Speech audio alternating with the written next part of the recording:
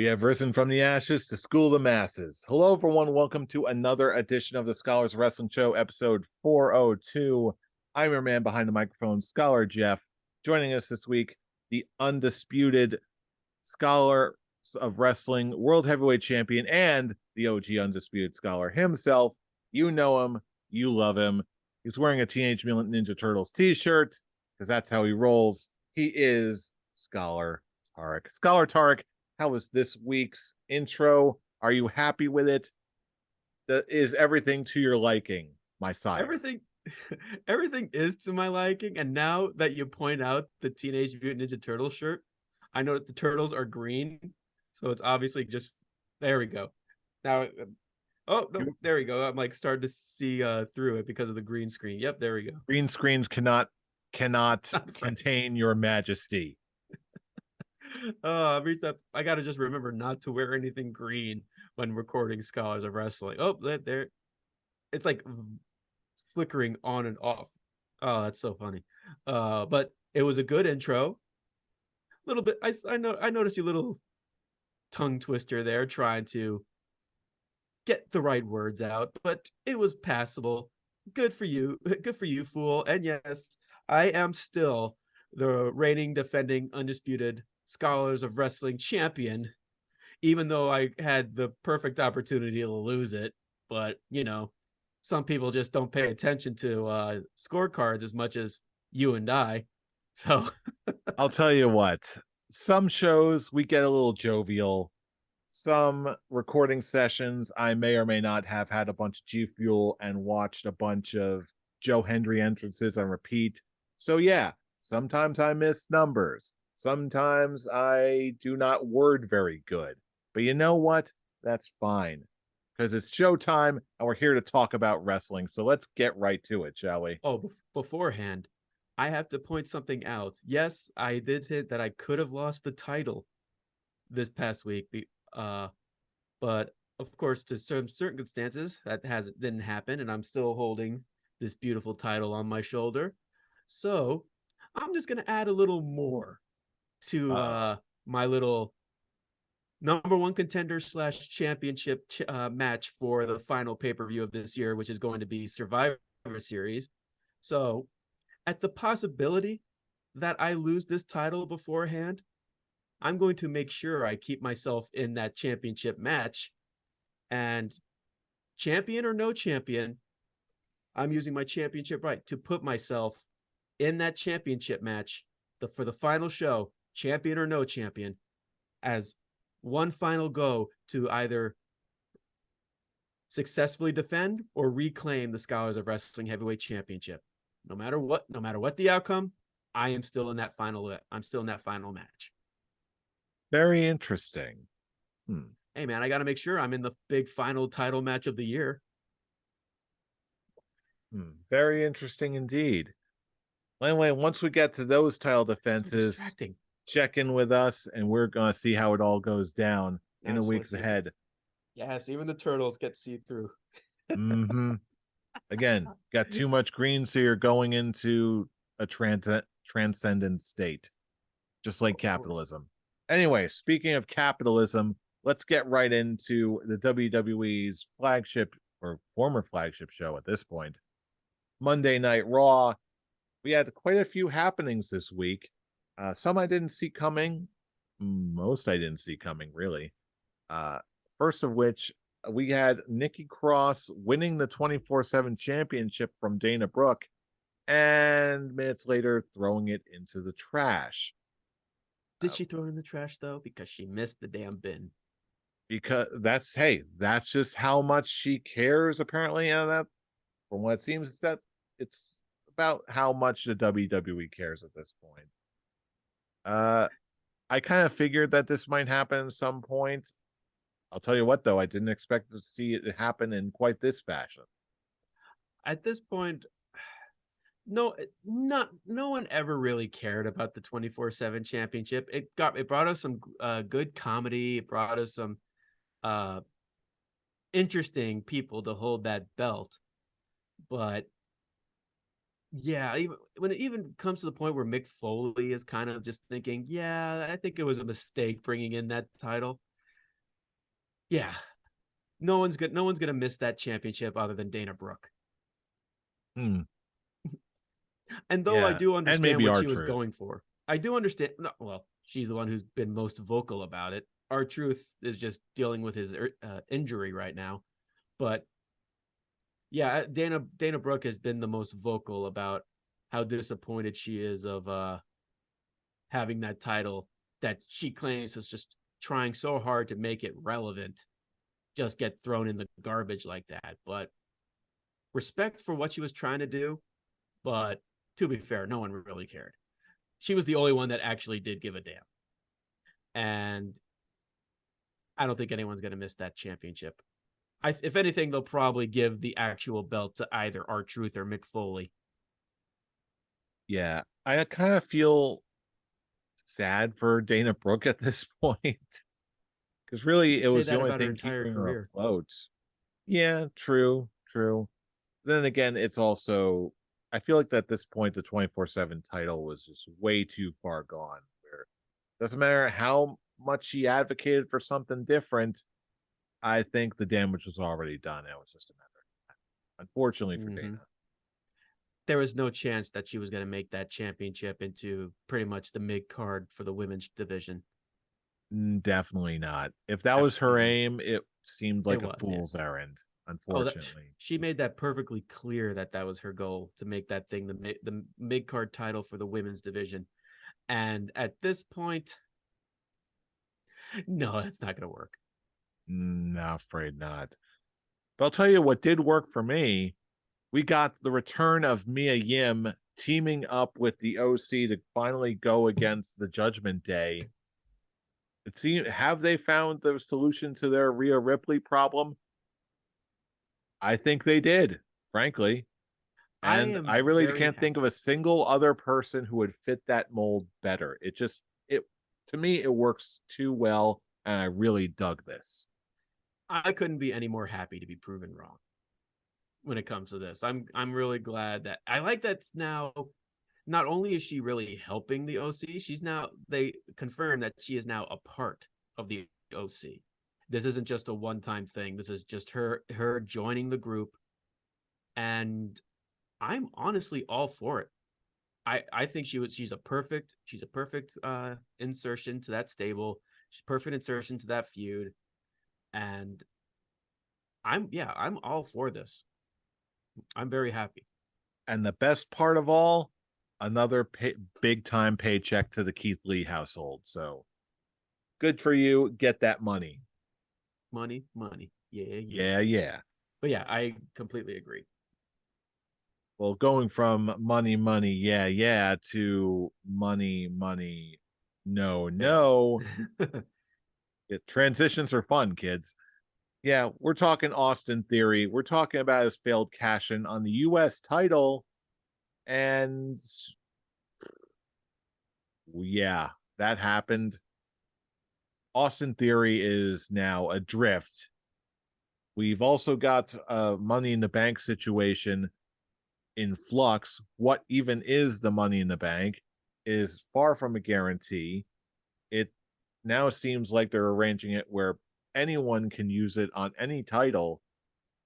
This is so much up in the air, especially with the new rumors that they're going to end up closing out the Money in the Bank Premium Live event, and they're going to move the Money in the Bank match to attraction at WrestleMania. We were talking about this before we started recording this week's show. Where the heck do you think this is all going? What is the future of the Money in the Bank briefcase?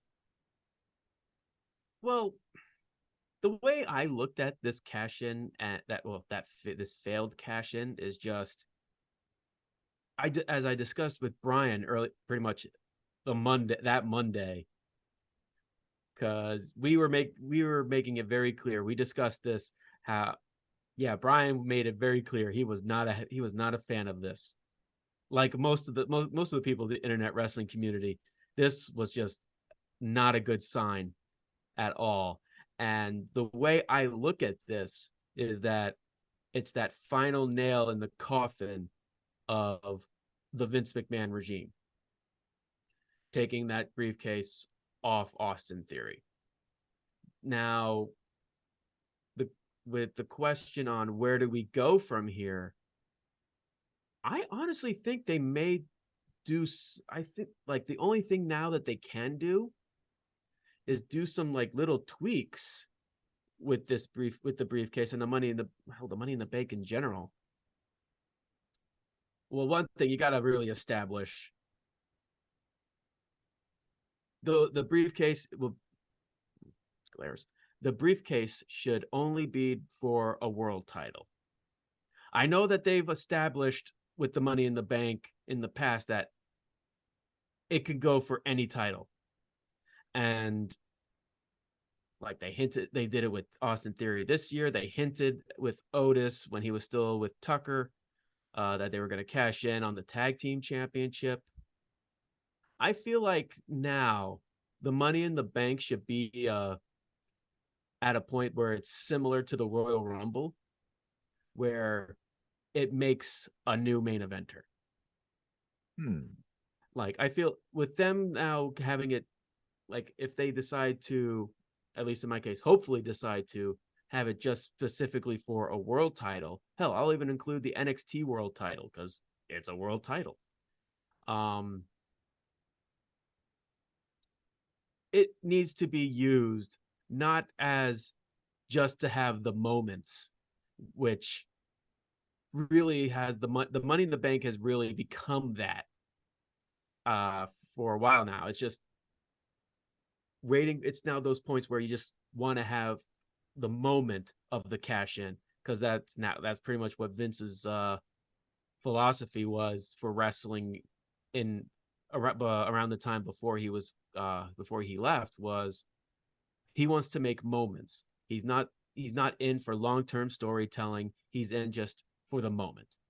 And having the cash in and having it be successful, which the most recent case is Big E.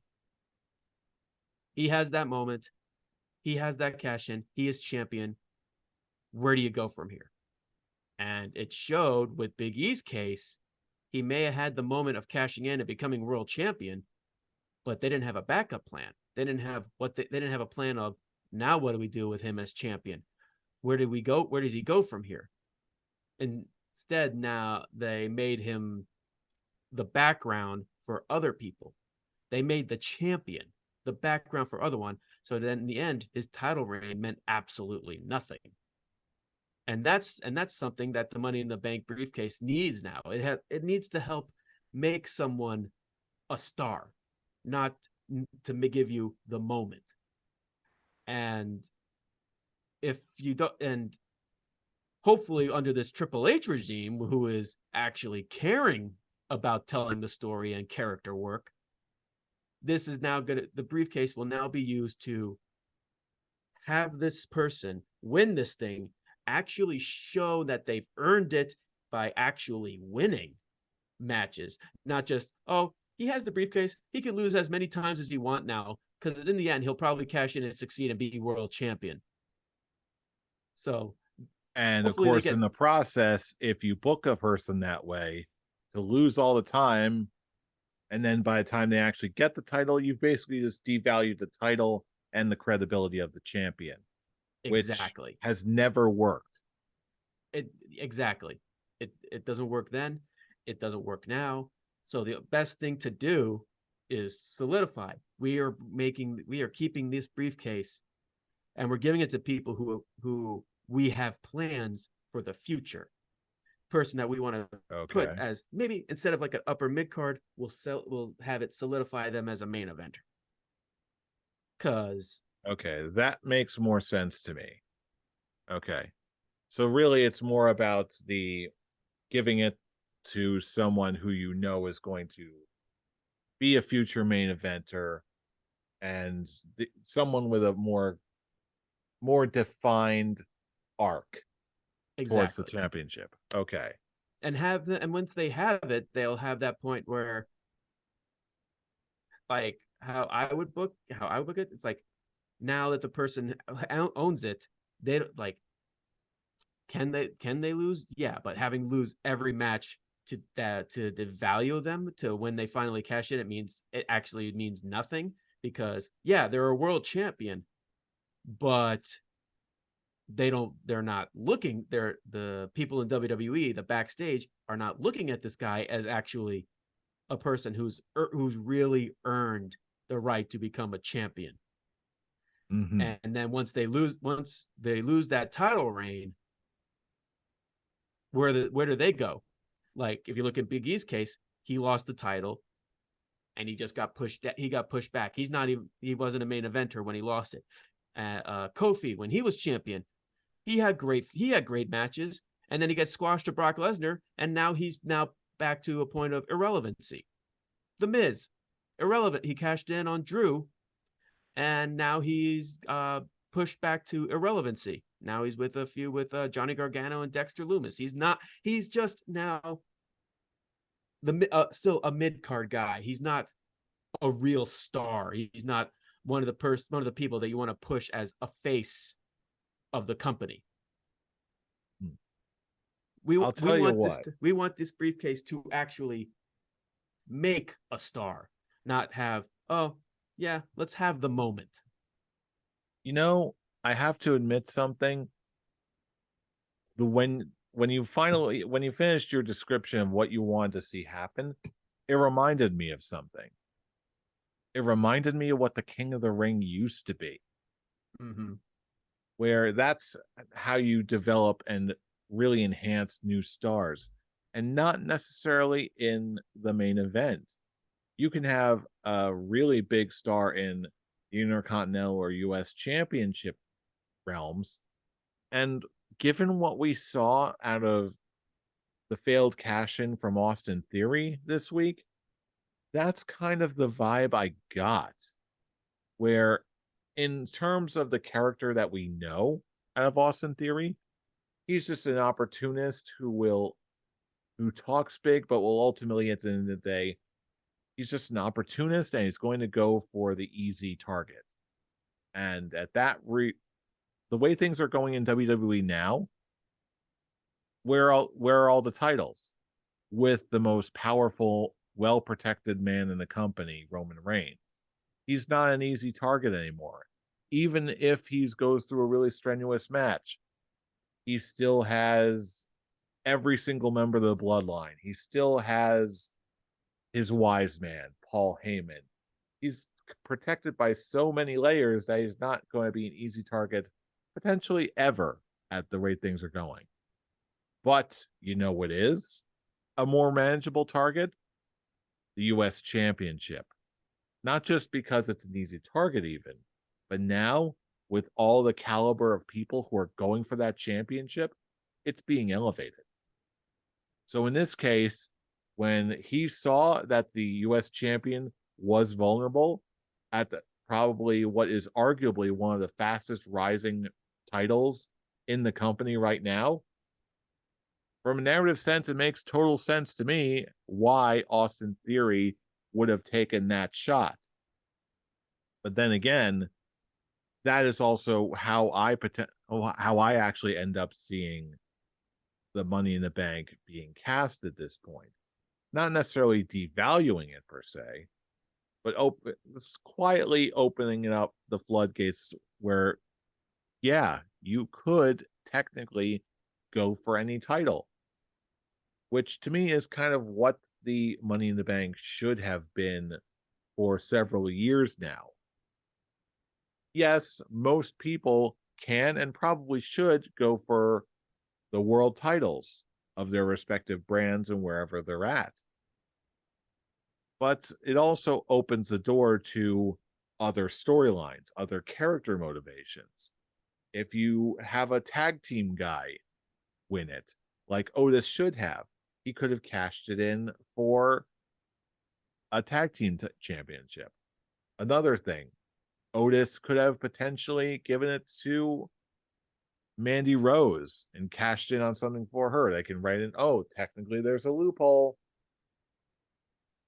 The point being is that even if there's not the same, it can open up a lot more narrative potential to create those long-term storylines that you're talking about instead of just okay, freak show world champion. Now what? Okay, who cares? We got our moment, moving on.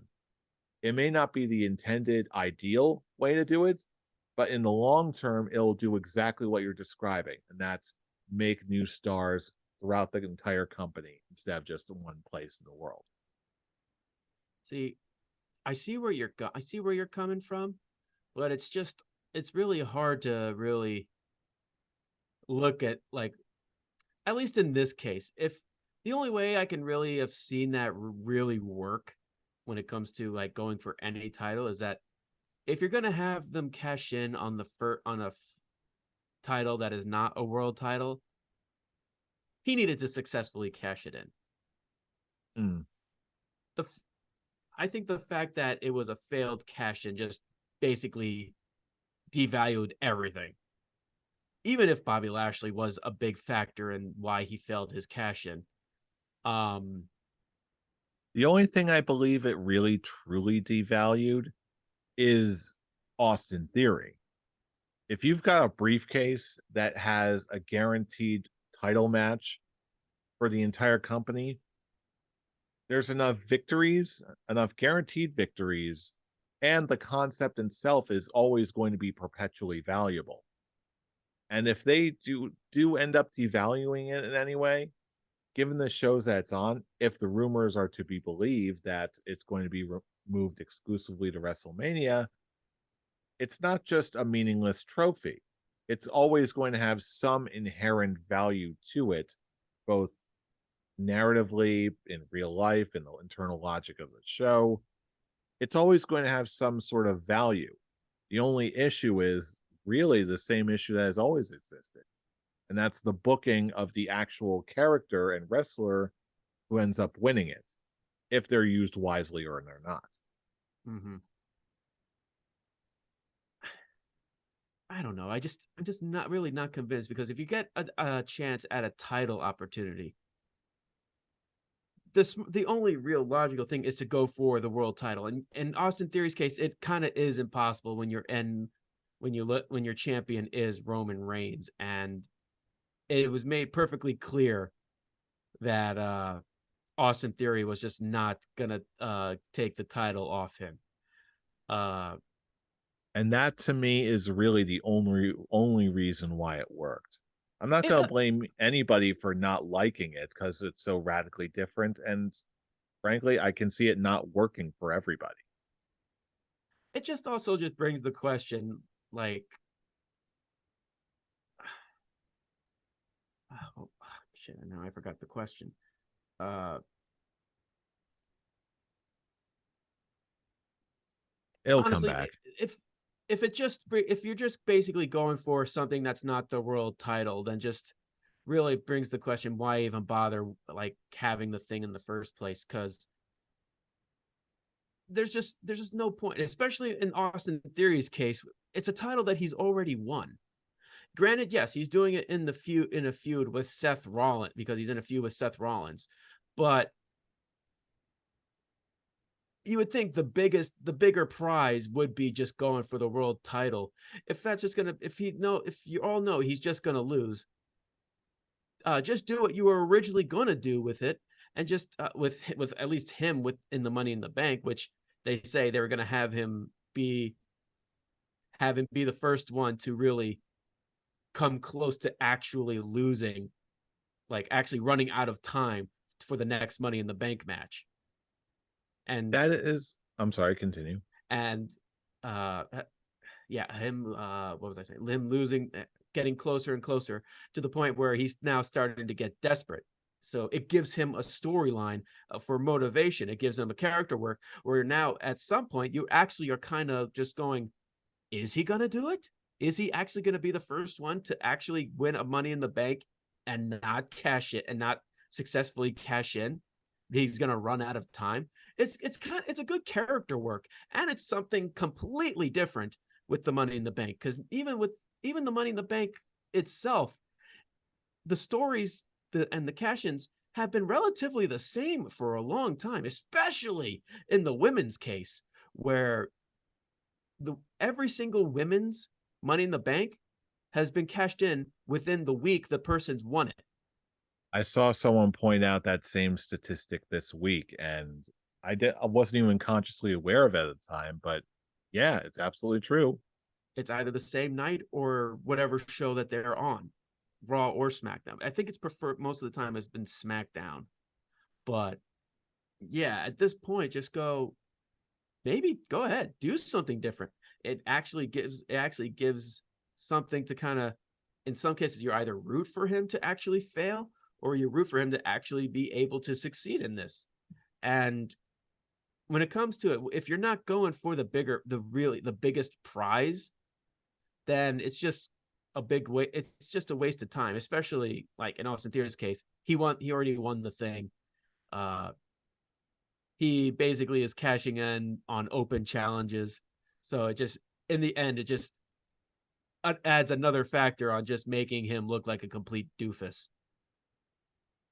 I don't think it necessarily.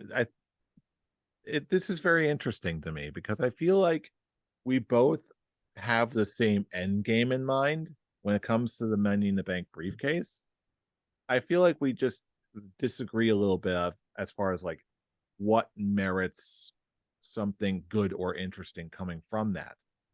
To me, I always saw Austin Theory as being the sort of sycophantic coward who is not only just an opportunist, but he just goes for what he knows or what he thinks he can pull off easily enough. And I think that's why he went for the US title specifically. It's a title he knows. It's a title that he's held before, so it's within his comfort zone. And with guys like Bobby Lashley and Seth Rollins going for it now, the value has gone up. So it seems like an easy cash out, bing bang boom. Got another championship on my waist, and there we go. But obviously he misjudged it and it didn't go the way he thought. To me, a storyline like that is just as intriguing as the one where he thinks, okay, is he going to let the time run out? Is he not going to have an opportunity for something bigger? Is like what are they going to do? Like that to me, because it seems like everything is so in flux now between the reorganization of the Money in the Bank briefcase, where it's going to be disputed in the year, what titles people can go for, the opportunities to go for other titles, the reliability of cashing it in successfully, and the subsequent booking after. I really can't blame anybody for feeling that way, for feeling that it's just sort of all over the place. And if you have a trepidation about the status of Money in the Bank and its prestige now, while I do not agree with you necessarily, I can't I can't disagree with you to the point of like I don't understand what you mean because so much is changing and it's taken the Money in the Bank with it. And given the mistakes of the past, I can't blame you too much. It Does also that make sense? I completely understand where you're coming from. You're making pretty good arguments in the case, but I don't look at it like, in certain ways it does kind of elevate the mid card titles, but in a way it also kind of devalues the holder. It makes it look like, okay, well, we obviously don't see you as a guy who can go for the world title picture, so we'll just leave you down. You're just basically now at that point where you're nothing more than just a mid card title guy. I don't. Yeah, like you can look at it as valuing the mid card title. Well, I mainly just see it as devaluing the superstar and just think, okay, well, this is where we see you, and I don't think you can really go any farther than that. Hmm. So it's a two-headed coin. There's like value and devaluing that actually, when you think about it, they do kind of work off each other. But it's like, which way do you see it? Are you the glass half full and just think, oh yeah, this just makes the United States title or the Intercontinental title look valuable, more valuable? Or does it make the superstar who's cashing in think, well, okay, I may not be world champion material, but I can be mid card guy. This is where they're all they're gonna see me. So why even bother? I'll tell you what, I don't agree with that sentiment, but I know for a fact a lot of American wrestling fans share that same viewpoint by default. This is a very interesting question. And personally, I feel like this is going to a more concrete answer will come when we see what they do with the money in the bank and its briefcase holder in the next year. I think you're going to see a lot more about where the WWE sees Money in the Bank going and its future champions going over the next year. I just hope they don't screw it up at this point. Yeah, because at this point, I feel like the mid card titles are doing perfectly fine in building the prestige. Because the way I look at it is like people are saying, "Oh, just merge the two mid card titles together and just have like one mid card champion." And my response is, well, they obviously are still wanting to keep the brand split. Honestly, just have the mid card. I think what could raise the value of the mid card titles is have them be the brand, the championship of the brand.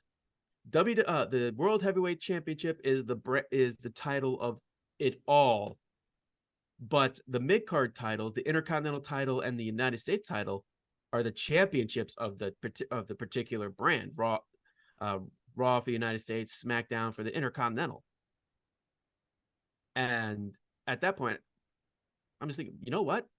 If you're gonna keep it like that, then that's a great way to actually build prestige, because at this point, the world champion is the champion of everything. But if you're the United States champion, you're the champion of Raw. If you're the Intercontinental champion, you're the champion of SmackDown. So that's why That I can definitely see, and given how they're making both Gunther and Seth Rollins look right now, it seems more plausible than it has in a very long time, if ever. mm-hmm. Which is why I'm like, you know what? Just give Roman one belt. Merge those titles together. I know Triple H has actually been working on a newly designed world championship. Hopefully it actually is solidifying that it's not just the championship with just the WWE logo on it. It's an actual legit championship belt. And I want the same thing to be for the women's championship, because I look at that as similar to the world champion, and just have those titles merge. Same thing with, if you're going to merge titles, have it be the tag team, the women's, and the world championships. If anything, I can take the women's championships out of that and just have them be, I guess, similar to what the Intercontinental Championship and the United States Championship is for the brand, for the particular brands. But definitely merge the tag teams and the world title, because really, when you think about it, there aren't that many tag teams on both shows. So you're not really losing anything, and the champion can just be feuding with everybody, which is what they've been doing. Yeah, I feel like we could be talking about this But for that's for the years championship. on We're end. still Yeah, talking about yeah. the Money in the Bank, but the reason I said it, because or the mid card titles don't really need the Money in the Bank to feel prestigious, because I feel like they're doing that perfectly just fine. Again, the Money in the Bank, in my personal opinion, should just be for a world championship to help solidify a new top star for the company. Well, I'll tell you what, with so much stuff in flux, anything is possible until we see what they end up doing with WrestleMania and their champions. But what do you say we give WWE a break for a moment, because they're not the only ones that's something big in play here. We also have AEW and the first rounds of the World Title Eliminator Tournament which I'm sure put a smile on your face. We had I called it. Ethan Page beat Eddie Kingston. Granted, not totally cleanly this week, which was good for me. But again, as an Eddie Kingston fan, I admit I was a little disappointed to see him lose this match. Then again, this seemed like a no-win scenario considering Ethan Page kind of could use the win too. The way I looked at it is Ethan Page is now part of the firm.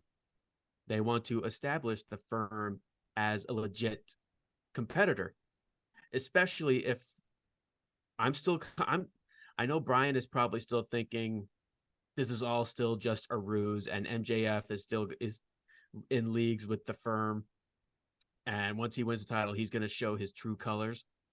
I'm still, to be fair, I'm starting to kind of see those types of throws. MJF is like, it's like he's being too much of a baby face to like, he called himself the devil, yet he's pulling these huge baby face things. So it's like, it's kind of like slowly thinking, is he really the turning babyface, or is this all just one big ruse? But I'm still in that hope for him to win the title off Moxley and be the big baby face of the company, and have Ethan Page. Part of me is thinking if he's either in the final or maybe winning this tournament, and have this be a new pushing him to be a bigger threat and a big contender for MJF for when he possibly wins the title. He'll be the first contender with MJF world champion versus Ethan Page of the firm. Interesting idea, although I will agree that Ethan Page does need a bit of a push now and can barely benefit from it. I feel And like with I would Eddie need to and see Eddie how the Kingston, brackets advance before I can really commit to that idea. really, like in Eddie Kingston case, he's literally nowhere. He has no storyline. He's honestly, he keeps getting himself in trouble backstage, starting fights.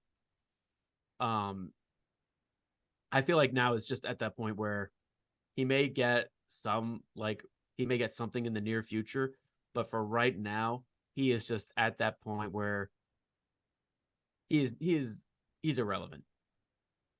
I He may have been wouldn't. the I biggest. He may wouldn't have been the say biggest name. irrelevant. I'd say, from what you're describing, I would go for more directionless Mm-hmm. in that case. Because still, But you know my even feelings for Eddie Kingston, I so know, yeah, neither. And let's be real here, neither of us are unbiased when it comes to Eddie Kingston at all. I love him. mm-hmm. You hate him. I know we're never going to agree on I that still think. subject. I'm sorry. I think he's very overrated. I think he's perfectly adequately rated. I Oh, but people are thinking, oh, this guy is just going to be the face of the company. He is a world champion material. And I'm just going, I've never heard anyone say that. oh I my honestly God, I haven't. hear it, dude. I hear it all the time. In so many different cases, either people posting it, or there are some people who are just such huge fans of his that have their own wrestling shows and just thinking this guy should like now that he's out of the tournament, there are no stars in this tournament. Now it just feels like a mid card. And I'm just going, dude, come on. That's just not fair for the other people in this. And you just want to say, hey, we want to have like people get built up to become stars for this company. And because the guy that you like the most loses, everyone else is irrelevant. That's nonsense. Come on. Hold on a minute. Wait a minute. Are you seriously saying that wrestling fans are being hyperbolic and irrational? Oh no. No. Please. Yeah. No. Oh I don't yeah. believe it. I know, right? Oh, these wrestling fans these days. Whoo! Yeah, especially those with podcasts. I mean, like, really, what are they thinking? What a bunch of assholes. In all seriousness, though, as even though this is exactly what I mean, though, when I'm talking about someone doesn't necessarily need to be a main event level world title contender all the time in order to be a relevant star. To Hmm. someone, at least, even if you don't think he's world championship material, which is fine, I still like Eddie King. If I see Eddie Kingston on a card, no matter where it is, I'm going to watch that match because I like the way he talks. I like the way he fights. I'm a fan of his. I like the way he talks. I will give him credit. He is very like I do give him credit. He is very good on the mic. His matches are just don't do it for me. I just don't And think that's he's fine. as I don't think he's as amazing as people give him credit for. And like I said, some people just think, "Oh man, this he should have had the title. He should have had the title a long time ago." And I'm just going, should he though? At a Uh, certain point, if you point to a certain very, very specific point or points in AEW's history, I would argue that he was a potential contender, but not all the time. And I don't right now I don't think is his time at all. He needs a bit more build, the proper storyline. Just same thing with most any other contender. But at the end of the day, it's very clear that it's right now it's MJF's time as mm-hmm, far as the very men's much world so. championship is. But Do you want him elsewhere, to end up being a heel? Do you want him to be a heel, or would you want him to actually go face like face of the company? frankly, I feel like if you want to talk about irrelevant, I feel like that is an irrelevant question right now. Given the fallout from the CM Punk situation and all that, John Moxley has stepped up in a major way, Man but needs a vacation. ultimately he's put in he's more than earned his fair share, and he's earned all his title wins, and he's earned his position as one of the top guys in the company. But then again, so has MJF. And given the natural guttural reaction we've got to CM Punk these days, literally the next night, them chanting, "You were right." And I know that that crowd was not the only one to have that sentiment. Everyone knew it was going to happen. And given the state of what has been going on with the world title in recent months, full gear, I'm calling it now. Whether he's a face or a heel, people have already chosen MJF, and it's going to be his time. At this point, just give him the championship, give him a run, whether face or heel. It's MJF. It's the people's champion that they chose. It's a homegrown champion. And it's just all signs point to just MJF. Doesn't matter which flavor we get to me. It's still going to be MJF. That's fair. Hmm. But elsewhere, something that has a little bit more of a question mark around it still is just announced. Saraya is now 100% cleared, and it's confirmed that she's going to be wrestling Britt Baker at Full Gear. This one, I know that there was a lot of talk, especially early on. Is she going to wrestle? Is she not? I know I was very hopeful, but now my question is now that we know Saraya is wrestling, what kind of Saraya are we going to get? Where's her performance level? If anything, I kind of see this as being a multi-match feud. Um, they'll like just to be on the safe side. Like I know some people are responding to her coming in the ring again, just compared to Edge and Danielson's return, where there are when Edge and Danielson returned, they were just all open arms, ready, like more than happy for her to come back. And now that she's coming back from the same injury as Edge, people are questioning whether or not she can actually put on a match and not hurt herself.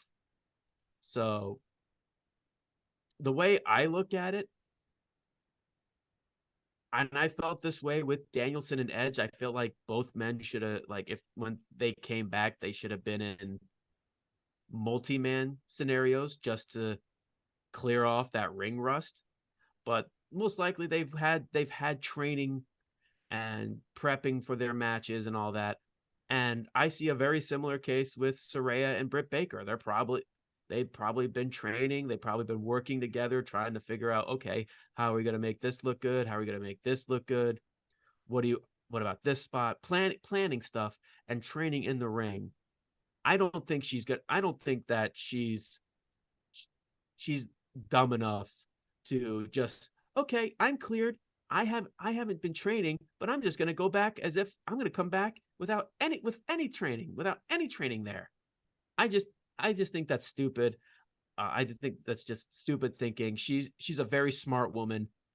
I think she's more than capable of putting on a great match. Is she going to be full on going all out? No pun intended. No, I think she would still hold back because better safe than sorry. I mean, I'm sure Edge was thinking the same way when he came back in the Rumble. He was more than ecstatic to come back, but I'm sure he was holding himself back just in case he doesn't want to hurt himself. So once this match is done, it'll be that point where, okay, I had the match. I can I it show I as long as I keep going and better pacing myself, I can still keep doing this to the point where I don't have to worry about it. Yeah, and But I I'm believe being that's. really I'm sorry. optimistic. Continue. I'm possibly being really optimistic, but I've been a huge fan of Saraya for a long time, and I don't she's made some bad choices in the past, but I'm not holding that against her. I still think she's a smart woman, and I think she's more than capable of showing that she can get back in the ring, clear off the ring rust with some training, and I think she's going to be perfectly fine in this match that she's going to have at Full Gear. Oh yeah, definitely. I think she definitely knows her own body well enough to take care of herself physically. The Mm-hmm. only thing I can see some possible wiggle room with is learning how to work a crowd again, specifically an AEW crowd, considering how Mm-hmm. long she's been out of the game for a while, which I suspect is another reason why they picked to go with Britt Baker as the first opponent. Someone who has been an absolute pillar of the company, someone who really is deeply in touch with what the AEW audience wants right now. And if there's any way to, because I've heard it a million times, you can rehearse moves all you want, you can know your own body, do moves safely, and all that good stuff.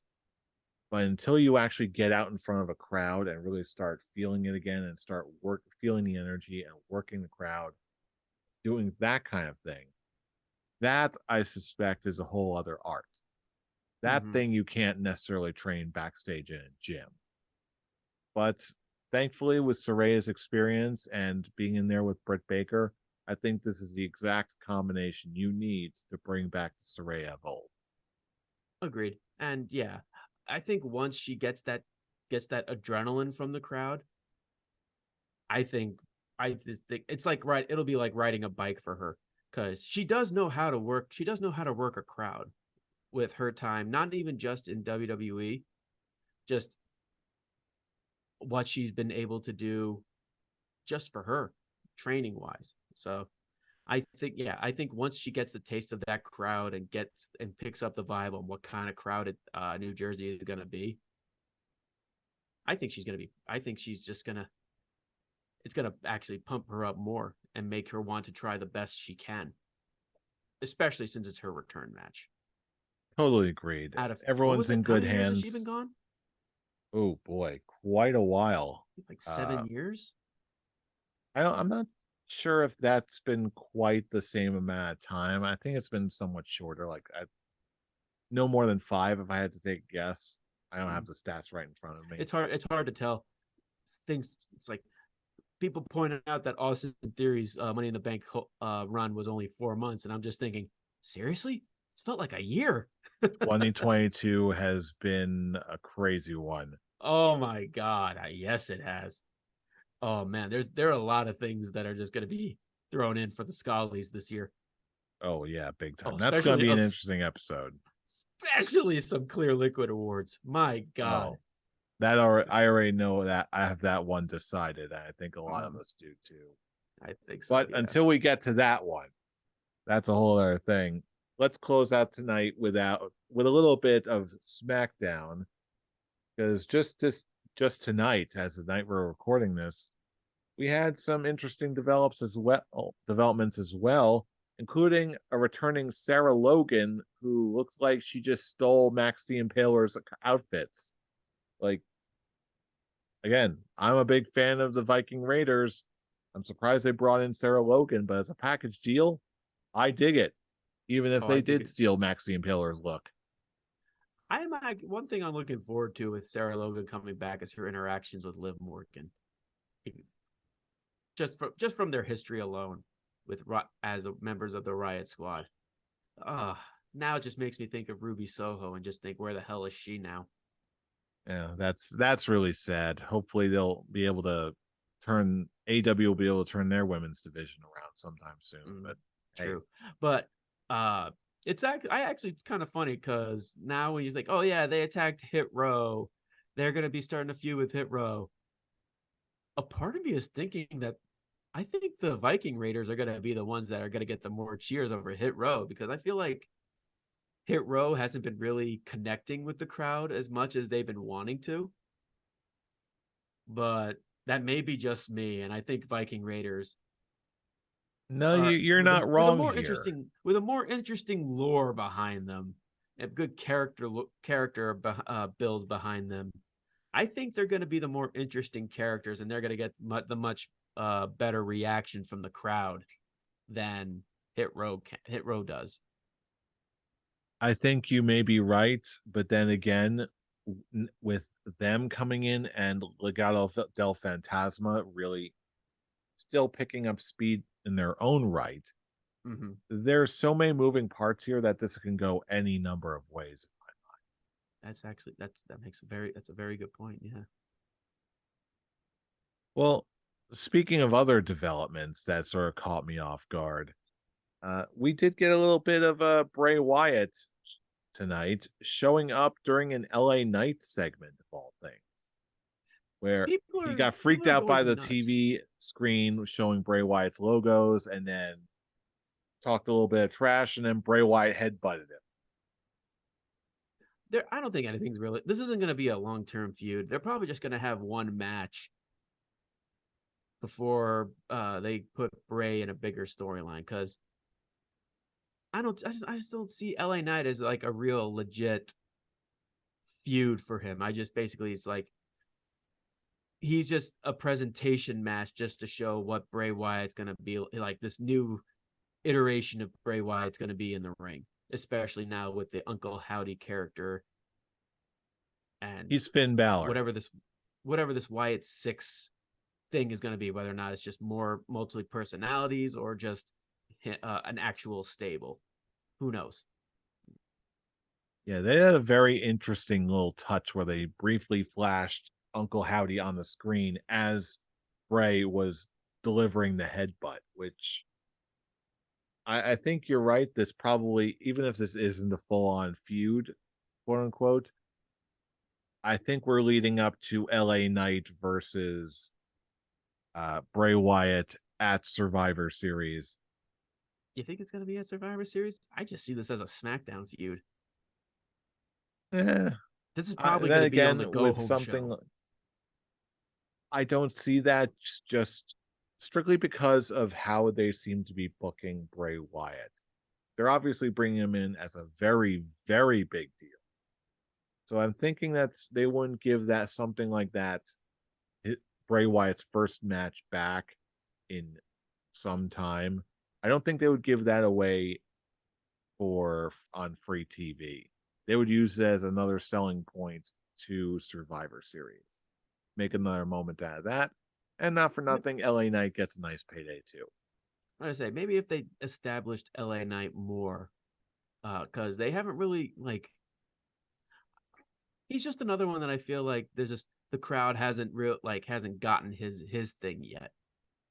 Yeah, and that's really my Yet. only concern. Where LA Knights, I really like the guy. I know he's got a lot of upside, but they haven't given him enough time to cook with the audience yet. That's why I don't think a pay-per-view match with Bray Wyatt is like the right idea. Again, I think of it as just like how Walter was fighting Rey Mysterio. That's a pay-per-view match, yet it wasn't on Crown Jewel. I look at it as that like I see that as being the main event of SmackDown before the pay-per-view or something, the premium event or something. I just can't see that match for a pay-per-view. I Well, we'll see where you're see. going. I do get what you mean by like putting Bray Wyatt on the show because it's Bray Wyatt. He's now the number one. He's now your number one face of SmackDown. At least that's what he's listed. So, yeah. Again, LA Knight. I just feel like for basically a filler feud, I just don't see this as a pay-per-view caliber match. Well, we'll see what happens in the weeks ahead. But in the terms of right here and right now, it looks like we may just have our men's Survivor Series match set. We've got in the last closing minutes of SmackDown, we've got the Bloodline fighting it out with the team of the Brawling Brutes and Drew McIntyre. You tell me, is this the match that we're getting at Survivor Series War Games? That's gonna yes. For War Games, absolutely. I know they're planning on having at least one Survivor Series match on this card, but yeah, this is not going to be the Survivor. This is going to be one of most likely two War Games and one Survivor Series match. Maybe I need to look at the. I have to look at like the current storylines, thinking, okay, which one could go in a Survivor Series match? Yeah, But personally, I think they can both. If they've got the two rings, I think there will be two War Games matches. Both the Survivor Series will be War Games matches, I think. if anything, I could see if there's going to be a Survivor Series match, I kind of see the OC versus Judgment Day. That too is a possibility. Maybe we'll get a little bit of both. There's so many, again, the way they're setting everything up, it seems like there's so many different possibilities that they Mm-hmm. could do any number of things. Maybe since they're investing in the two rings, maybe they're going to go wild and have three War Games Survivor Series style War Games matches in a single show. How crazy would that Maybe. be? Oh, they do have time. Yes, indeed, they What is certainly it like do. 2 or 3 weeks? Yeah, I think it's looking at the calendar here. Yeah, I think we've got 2 weeks until then. Mm-hmm. So yeah, we still got two more shows to establish what's going to go in War Games. So yes, the rest of the month is going to be a wild one for us here at the Scholars of Wrestling. Mm-hmm. But either way, next up, we've got a big one. We've got AEW Full Gear coming to us right from our neck of the woods in the New Jersey, New York area. So it should be a really exciting weekend of wrestling, and we're going to cover it all next week. But in order to hear from all of us, first, we want to hear from all of you, our fellow fans. What did you think of this week's happenings in wrestling? What is going to happen with Money in the Bank? What did you think of the returns? Are they going to be worthwhile? Whatever you think, we want to hear from you. So drop us a line all across the internet. Check us out. If you're watching us on YouTube, drop us a like, drop us a comment, let us know what you think. If you're joining us on our podcast version, hey, throw us up, subscribe, throw us some love, whatever you got for us. And if you want to tell us more about how wonderful we are, or how much this storyline sucks, or some combination of the above, you can join us on our social accounts. Tarek, where can they find you? You can find me, your current reigning, defending, undisputed Scholars of Wrestling heavyweight champion of the world at the Avatar. And you can also check me out enjoying whatever the heck that was at I'm Robbie Rage. And for all those social links and more, check us out at our link tree in the description. That's linktree/scholars of wrestling. But that's all we've got for this week. We're going to be back next week because it's going to be full gear time. We're going to be in full on prediction mode, and the chase for the title is going to continue. But you already knew that because you know who we are. We are the Scholars of Wrestling, and you have just been schooled. You're welcome. You're welcome. See you next time for Full Gear.